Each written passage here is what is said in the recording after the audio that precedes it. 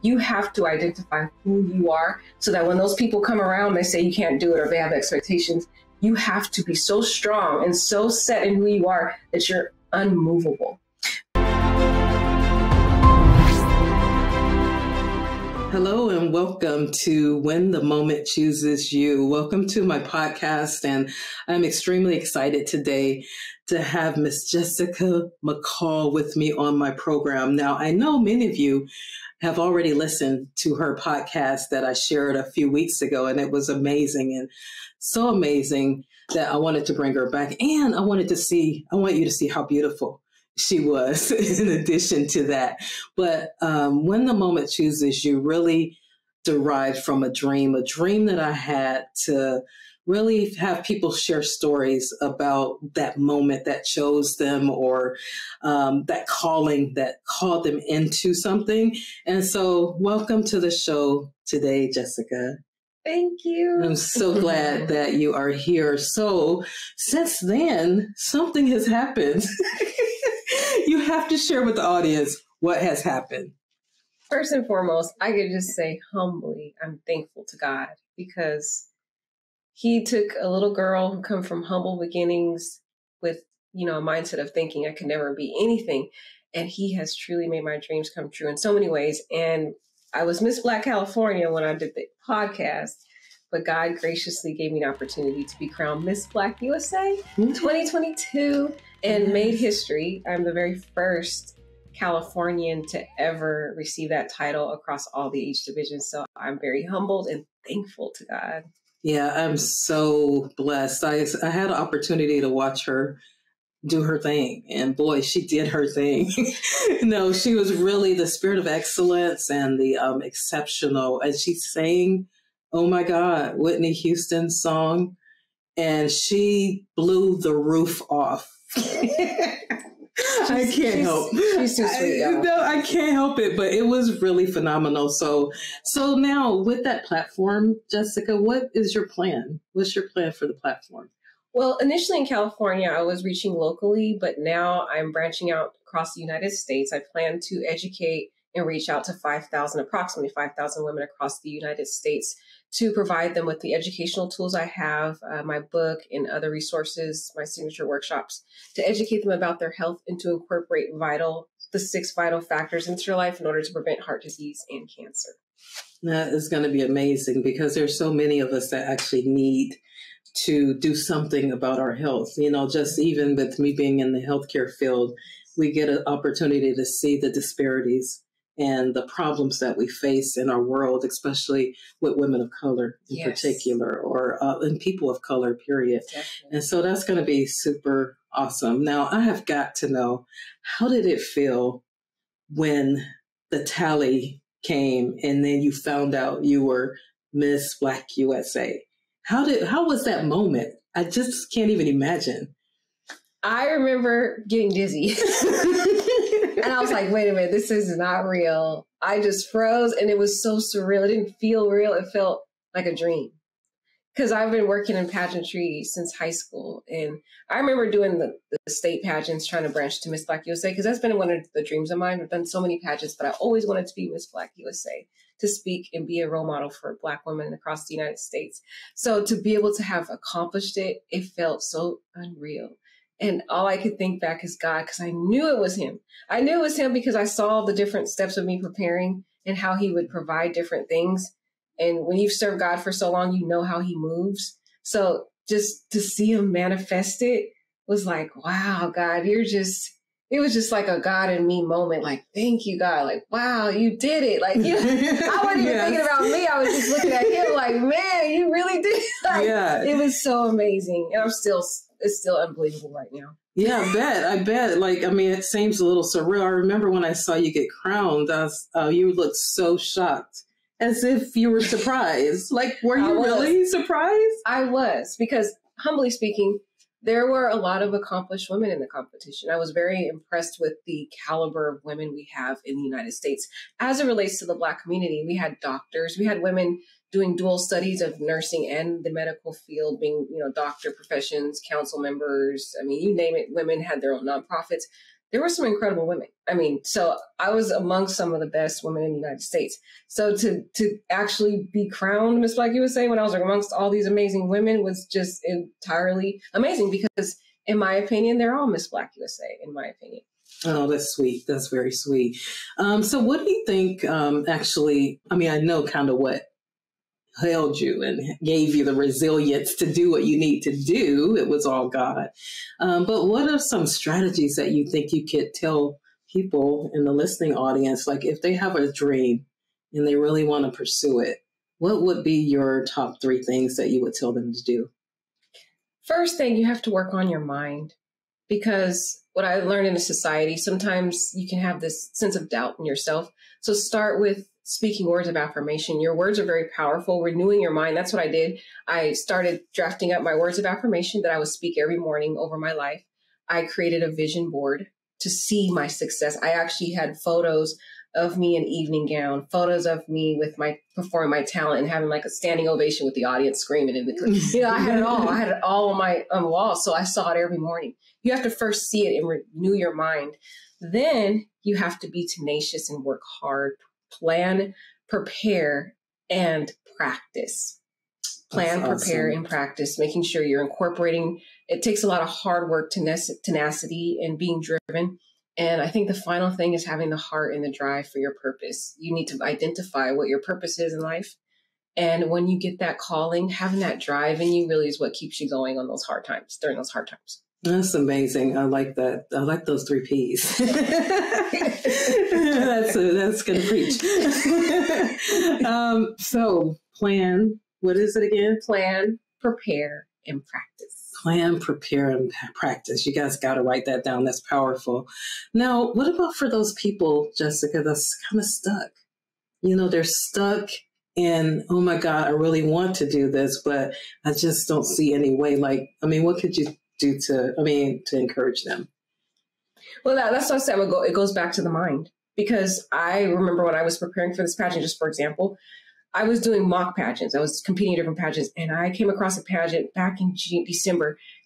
Sorry. And the judges were awful to me. They totally tore me down. They said I didn't look like a lawyer. I didn't have the confidence. They just completely tore me down. And I went through a nervous breakdown. And just like you're saying, I was like, I don't think I can do this pageant. Like, if these judges think this way about me, there's no way I'm going to be Miss Black USA. Yeah. But I had to work on my mind. I started delicately just dealing with my emotions, my heart. And then I started drafting up my affirmations and speaking life into me and empowering me on those days I felt like I couldn't do it.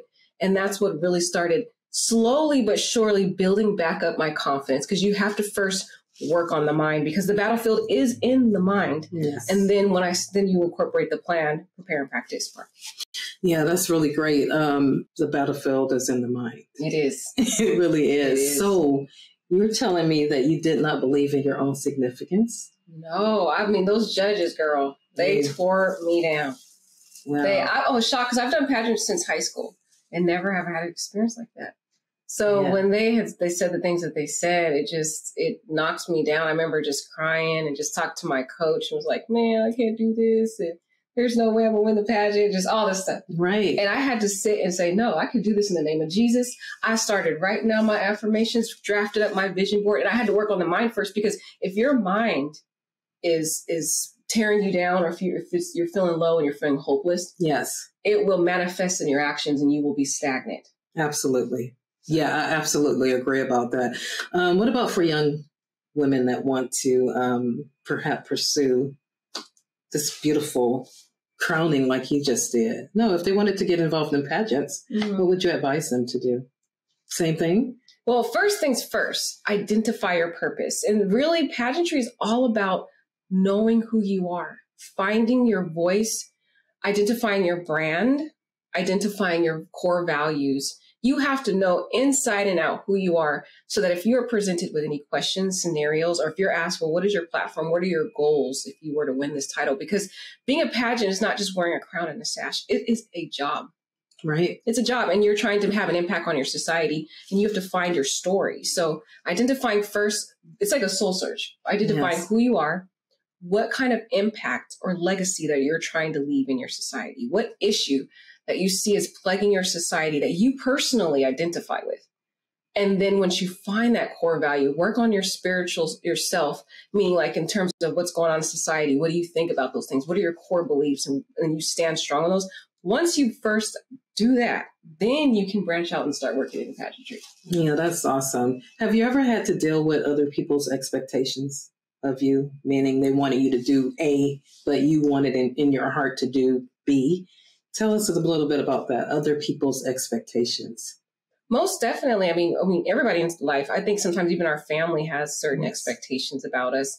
I would say just an expectation wise, I've always been a strong-minded woman. Oh, that's good. No, so, that's I mean, great. I've had people, for example, I'll give you an example. So I wanted to be an attorney growing up. I grew up in a single parent, low income household. I didn't have anyone in my family who had gone to college. And so I, grew up first, never thinking that I could do that. Mm-hmm. But there was a point in my life when I was going to church and they really started speaking life and empowering me and said, you can do whatever you want, break out of the boxes of limitations, stuff like that. So then I renewed my mind. That's the first core value, renew your mind. And then once I started believing in myself, I had a professor in college and I asked him, I said, hey, can you give me a reference? And he was like, I don't think you could be a lawyer. I don't feel that you are, a person qualified to go to law school. Mm. And that could have tore me down. Yes. That could have made me say, I can't do this. I'm not smart enough. This professor doesn't believe in me. But no, I use that as fuel and a drive to say, I'm going to prove you wrong. And that's excellent. When people try to have these expectations, like I said, the whole core value is you have to identify who you are so that when those people come around, they say you can't do it or they have expectations, you have to be so strong and so set in who you are that you're unmovable. That is awesome. And so how did you get to be so unmovable? I mean, that's kind of huge because I know a lot of women in particular that they don't have that confidence, especially when they were younger. Mm-hmm. So you developed that as you grew, and then it multiplied when you kind of had your relationship with God? I developed it through the midst of adversity. Okay. So I grew up, I grew up in a very abusive home. I had to hear, that I was nothing every day, called all kind of name in the book, beat every day with all kinds of things. So I faced that hardship just coming home, being fearful to even go home. And so through that, and my mom told me, you're not smart enough. You can't go to college, all this stuff. I had to hear that every day. And so I had to fight through that. And through going to church, people speaking life into me. I think that's really when the light bulb came on. Because first, I was like, oh, I can't do it. I'm not smart enough. But when I went to church, they started saying, hi, blessing. Or, you can do whatever you want. You're smart. You're all these things. You can break out of the box. They just kept speaking it. And I was like, no, I'm not. At first I was like, I don't believe it. Right. But as I kept hearing it over the years, keep coming to this church and they kept speaking it, I was like, who cares what my mom thinks or what people think about me? If I believe it, I can achieve it. I can accomplish it. So again, working back on that mindset. Yes. But it was the adversity. It took going through that hardship and breaking through those barriers of my mind is what helped me to break through that and go for my dreams. Yeah, that's why I saw such confidence when you were on the stage. You commanded the stage. you really did. I'm not trying to say that just to say that, but she loves you, y'all. No, but really, I'm really into presence on stages and things like that, brand management. Mm-hmm. And so as you, even in your introduction and how you introduced yourself, it was like, I am slaying this, you guys. This is my moment, and I'm taking it, and I'm playing full out. And that's like what I saw. I saw you play full out. You gave everything, like literally. Didn't you? Right. You did. I saw it. Because I knew who I was. Exactly. And I was unbreakable. I don't care what the faces of the crowd was, whether they screamed for me or didn't scream. I knew who I was. And I was going to go and own that stage. And you owned it. You owned it. You owned it. No, it really was. I hope it's somewhere that they can see it at some point. You can let us know that afterwards. But as we close, why don't you just encourage the people with maybe them that are stuck, that want to pursue their dreams? What's some steps that they can take or any empowerment that you have? I'd love for you to share. Okay, well, I want to empower you to define your own purpose. Find who you are and embrace that person. And don't allow anyone to break through the walls of who you are. work on renewing your mind. Start empowering yourself each day, speaking the words, because your words can manifest out into your destiny, your future, your legacy. And one of the key things I could say in this world is be the change that you wish to see in your community. I think we focus so much on achieving accolades and successes that we forget the true purpose for why we're here on this earth, and that is to make an impact on society. Yes. Just remember that no matter what accolades you have or achievement you have, on the day when we do relinquish this life, what people will remember is how you made them feel. So try to find that purpose and just truly be the change that you wish to see in your community. That's beautiful. Thank you so much, Jessica. And thank you again for being here.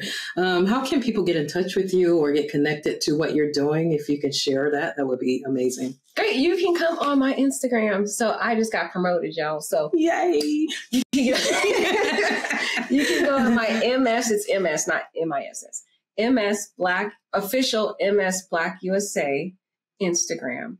Or you can go on my main page. I have attorney_Jessica, that's spelled JESSICA _ESQ, that's ESQ. And if you click on any of those, there will be a little link in my bio. If you click on that, you can get access to my book. You can get access to watch the pageant. That's the second link. You can also get access to book me for appearances on the MissBlackUSA.com pageant, all of that. So we just have that link. It has everything in there for you. That's wonderful. So congratulations again. And I look forward to you changing the world from right where you are. Now she's going to be changing the nation. Hallelujah. Amazing. Okay. Thanks for joining, everyone.